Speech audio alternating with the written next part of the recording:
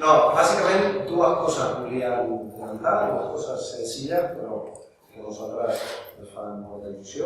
La primera d'elles és anunciar que el proper dijous convoquem el Consell Ciutadà Català, que com sabeu és el nostre òrgan d'elecció del partit, bàsicament amb tres objectius. El primer és traslladar els resultats dels debats que han fet els cercles, traslladar-los a aquest òrgan. El segon és valorar els últims esdeveniments que han tingut i que hauran tingut lloc entre aquests debats i el dijous. Estic referint sobretot al que pugui anunciar el govern demà. Això serà una de les qüestions que tractarem en el Consell Ciutadà. I en base a això, el resultat de debats i a les coses que hagin pogut passar en els últims dies, doncs debatre sobre les properes passes que farà avui a Catalunya en l'escenari que s'està donant, que és l'escenari que nosaltres preveiem quan vam convocar els debats certes. Això és la primera qüestió, això serà el dijous a la tarda, dijous tarda. I la segona qüestió és que davant la convocatòria que ha fet el govern i els diputats que formen part del Parlament, aquesta convocatòria a una reunió demà a la sala d'actes del Parlament, doncs nosaltres assistirem a escoltar allò que vulgui explicar el govern. Com sabeu, nosaltres sempre hem dit que el govern ha de donar les màximes explicacions.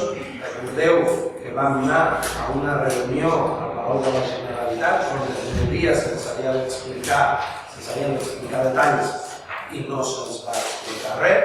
Sembla ser que ens tornen a confirmar això. Esperem que aquesta vegada sí comenci a posar llums i taquígrafs a allò que vol fer el govern i per tant demà tornarem a anar amb el mateix esperit. Volem escoltar allò que ha de dir el govern. Anem també amb una cosa que hem dit diverses vegades, que és la primera. Ja ho vam dir quan la Generalitat i no es va sortir. Ara, amb més raó, el govern va tard. El govern va tard. Parlant que falten més de 100 dies perquè el dia 1 d'octubre la informació que tenim es toca. Fixeu-vos, aquesta crítica la fem nosaltres, però fa fins i tot els grups que donen suport al govern. Per tant, aquesta és la primera. Segona, entenem que el lloc on s'ha d'explicar això, tenint en compte que tots reivindiquem al Parlament com l'espai sobirà de representació del poble de Catalunya, aquestes explicacions s'haurien de donar també, no diguem que sigui excloent, per això en anem. Ara, també, això ha de passar pel pic de dalt. Sabeu que demà ens convoquen a la sala d'actes, en el pic de dalt, hi ha un hemicicle, uns seients, allà també és on s'han d'explicar les coses. I la tercera qüestió, ja ho he dit abans, però hem d'insistir, una qüestió tan important com la que estem parlant requereix el màxim de llum i de transparència. Per tant, aquesta anomalia de que van tard i és denunciable, diguéssim, de que s'ha de fer en el Parlament i que ha de ser transparent i amb focus, també ve donada per l'altra part en joc. El Partit Popular continuem veient com està demostrant la seva absoluta inutilitat per ocupar el lloc que està ocupant. Un partit de govern en l'Espanya del segle XXI, amb tot el que està passant, hauria de tenir alguna altra resposta, alguna mena de proposta davant del que està passant a Catalunya. Veiem que segueixen donant l'esquena. És una opció lícita, però objectivament tothom sap que és impossible l'oposició a governar bé donant l'esquena a milions de persones i donant l'esquena al que passa a Catalunya. Històricament no es pot pretendre cap projecte per a l'Estat sense tenir en compte el que passa a Catalunya. El Partit Popular ha creat això, amb la qual demostra la seva inutilitat. Igual que la demostra davant de l'emergència social que pateixen milions de persones, també passa això, el Partit Popular va fer amnisties fiscals, doncs quan a Catalunya està passant això, doncs miren cap a una altra banda. Bé, sembla ser que el govern de la Generalitat posa sobre la taula una situació molt complexa i el Partit Popular fa veure que aquí no passa res. Són uns irresponsables, no estan a l'alçada de l'estat que està governant. I això ho hem de deixar clar. I bàsicament eren aquestes dues coses que volíem traslladar. Convoquem el nostre procés ciutadà i demà anirem a escoltar el que ens hagi d'explicar el govern a la convocatòria que ha fet els parlamentaris.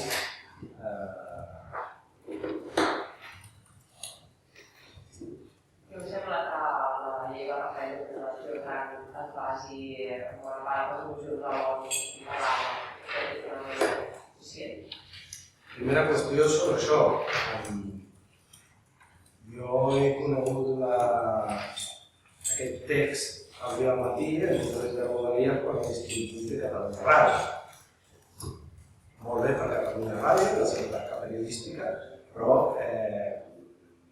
malament pel govern que qüestions tan importants es pot filtrar-les a través de mitjans de comunicació o se li escapi. Les dues qüestions demostren que algunos s'ho està prenent massa en sèrio.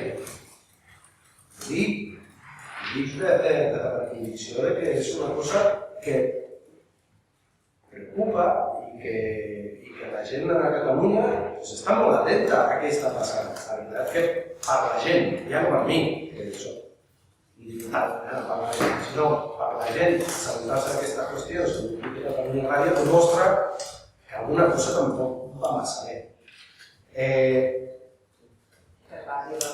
Que passa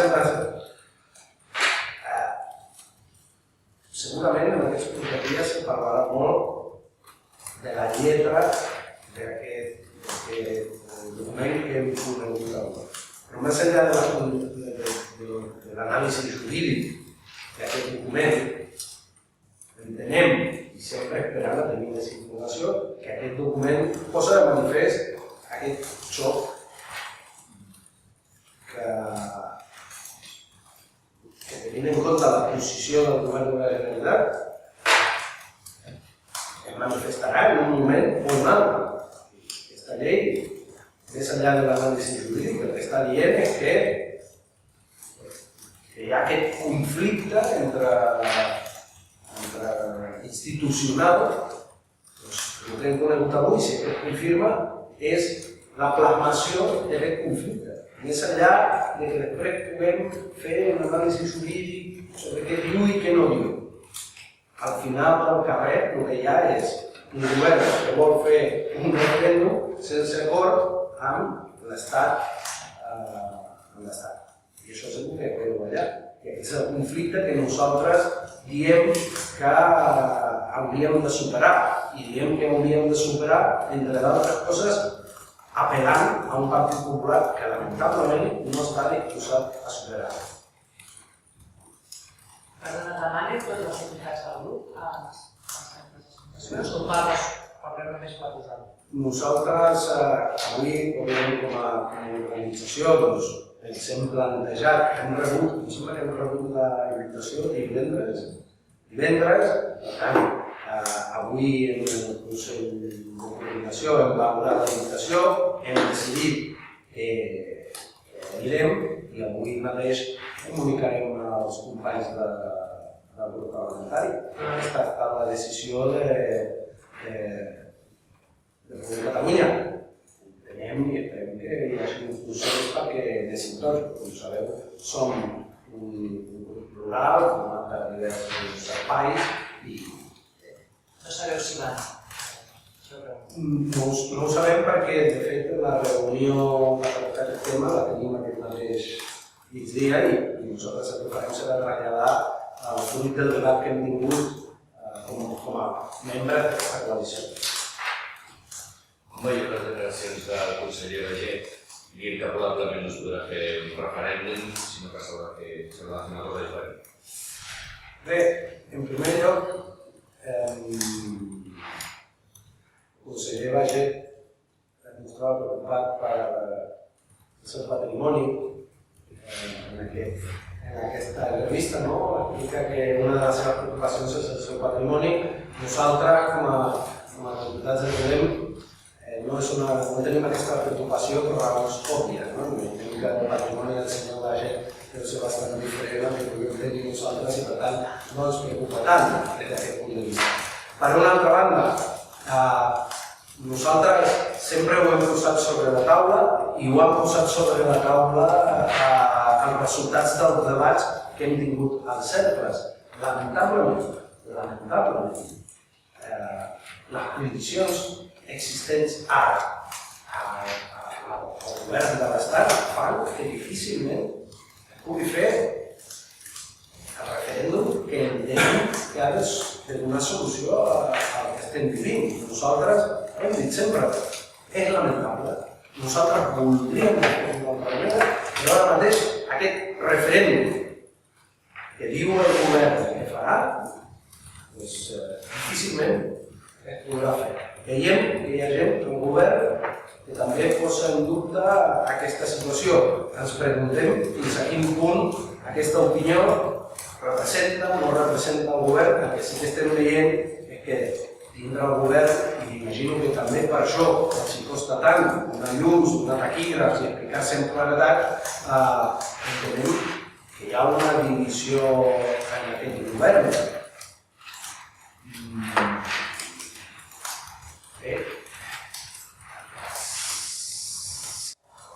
Posicions tan diverses dintre del govern que suposadament intentarà, doncs encara més per preocupar-se. Tant, no ho presenten al Parlament i sembla que no es posen d'acord entre ells.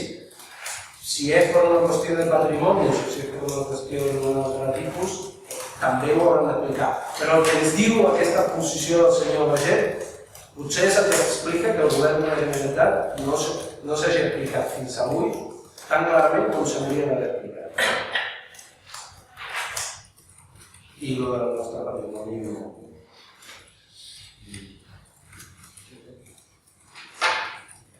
Solo una pregunta també per la informació que ha publicat el diari El País, la llei de transitorietat jurídica, que diu que preveu un procés assembleari durant 6 mesos quan s'espera el referèndum. Què ens sembla? Bueno, nosaltres sempre hem defensat, i està al programa de Catalunya sí que té, la necessitat de que Catalunya engegui un procés constituent. Entenem un procés constituent com a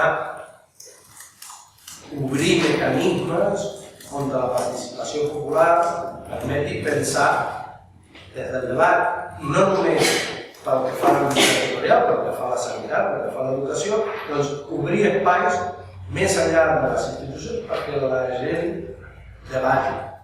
Això és la idea del procés constituent, és una idea molt ampla, però normalment estem d'acord en què passa en la participació.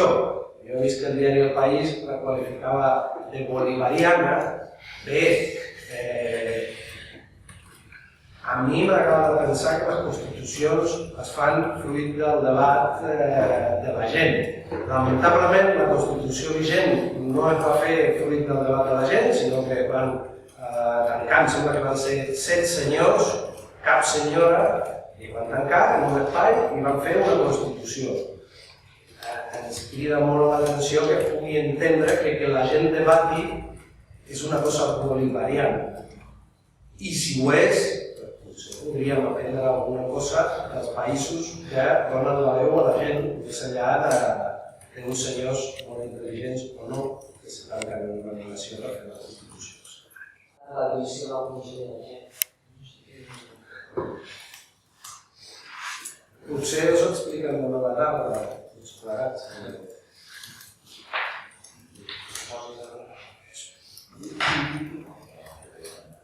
Nosaltres entenem, ho hem dit, clar, aquesta diferència dintre d'aquest espai a nosaltres no ens pertoquen perquè nosaltres no participem en aquest espai, per tant, ara, dues coses. Com que el que s'ha denunciat té impacte en tota la societat, la veritat que aquestes declaracions del senyor Baiget fan veure que aquí hi ha moltes coses que no estan clares. Jo crec, sense ser el nostre problema en aquest moment, és lògic que la CUP entenc que és lògic que la CUP demani la dimissió del senyor Baiget, perquè el que diu la postura del senyor Baiget és que aquello que porten prometent fa molt més de mesos, doncs sembla ser que no tothom està d'acord. Estem parlant del govern de la Generalitat i estem parlant de l'objectiu principal i gairebé únic d'aquest govern. O sigui, aquest govern existeix per tenir un objectiu. És veritat que va variant tant però existeix per tenir un objectiu. Doncs, si aquest govern que només existeix per tenir un objectiu, i dic aquest govern i dic la majoria parlamentària que té gràcies al recolzament de la CUP.